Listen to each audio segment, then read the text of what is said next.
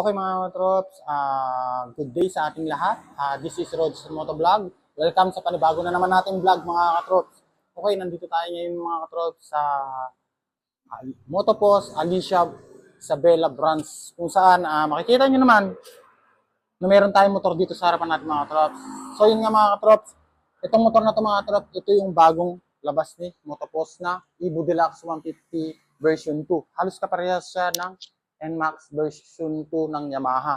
Kung makikita yung mga trops, sa harap pa lang, halos NMAX na NMAX version 2 na sa mga trops. Okay, so yung mga trops, tara, papasilip ko sa inyo kung ano ba mga spec na itong motor na to. Let's go! Okay, so yung mga trops, ito na yung Evo Deluxe ng Motopost. Papakita ko sa inyo. Yan siya mga trops. Yan yung looks niya. Hanggang sa front fender niya mga katrops. Ang front fender niya, merong siyang size na 110 by 17 and rim 13 mga katrops. Yan. Naka-display na rin siya mga katrops. Ayan, ganda yung display niya. Simula dito, itong telescopic niya mga katrops is makapal. Then hanggang sa kon niya mga katrops sa ilalim, yun yung horn niya.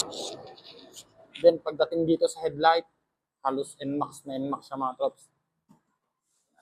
Motopost. Visor niya mga trops, napakaganda ng visor niya. Maliit lang, saktong-sakto yan. Side. So yun nga mga trops, pagdating road, ang size ng gulong niya is 130 by 17 and rim 13 mga katrops. Disc brake na rin ang kanyang likod. Tubeless na rin siya mga katrops. Then ang kon nitong motor na to is naka air cooled lang siya mga katrops. Hindi siya naka liquid cooled or yung katulad ng NMAX. Then hanggang dito sa side niya, yung flarings niya. Hindi niya NMAX na NMAX.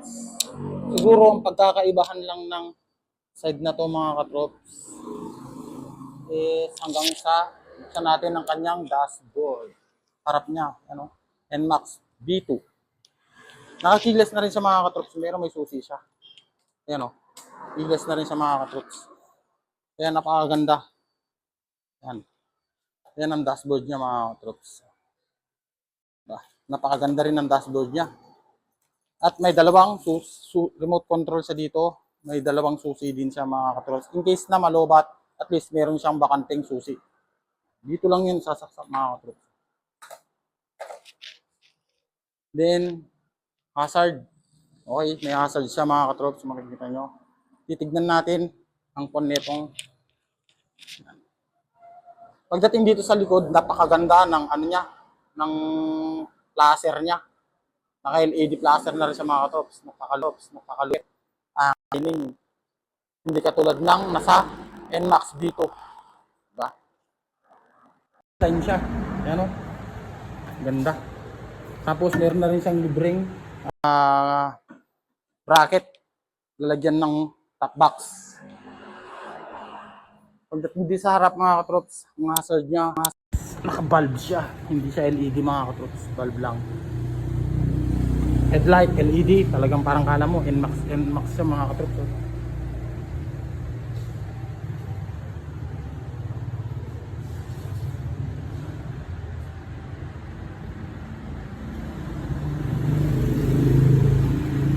Okay, so yun nga mga katrops, ang spec na itong motor na ito mga katrops, meron siyang 150cc engine, din naka 4-stroke siya mga katrops, single cylinder, naka HC, tayo dyan.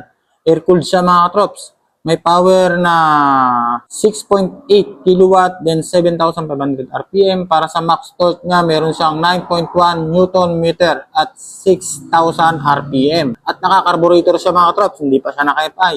Meron siyang fuel capacity na 8 liters, then fuel consumption na 2.7 liter per 100 km. At para sa kanyang dimension, meron siyang 240 by 720 by 28 mm. So, ngayon mga katrops, ang wheelbase naman niya mga katrops is meron siyang 1,280 mm at may ground clearance na 125 mm. Okay, so yun nga mga katrops, para naman sa SRP ng motor na to, is meron siyang SRP na 79,000. Then, kung gusto mo naman mag-monthly, meron siyang minimum down payment na 8,700. Kung kukunin mo siya ng 36 months, meron siyang monthly installment na 4,163. Then, kung kukunin mo naman siya ng 24 months, meron siyang 5,313 pesos.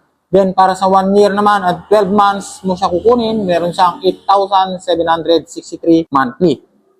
Kung maaga ka naman magbabayad mga katrops, meron siyang discount na 200 pesos. Sa mga gusto pong mag-monthly at mag-avail po ng unit na to, punta lang po kayo sa marami na branch at magpa-reserve na po kayo. PM lang sa mga gusto. Budget meal lang to, compare natin. Napakalayo kasi ng presyo niya compare doon sa Yamaha. Kasi ito, kung gusto mo rin na pang looks, maporma siya mga katrops. Okay, so yun nga mga katrops. Ano pang hinihintay nyo? Habil na.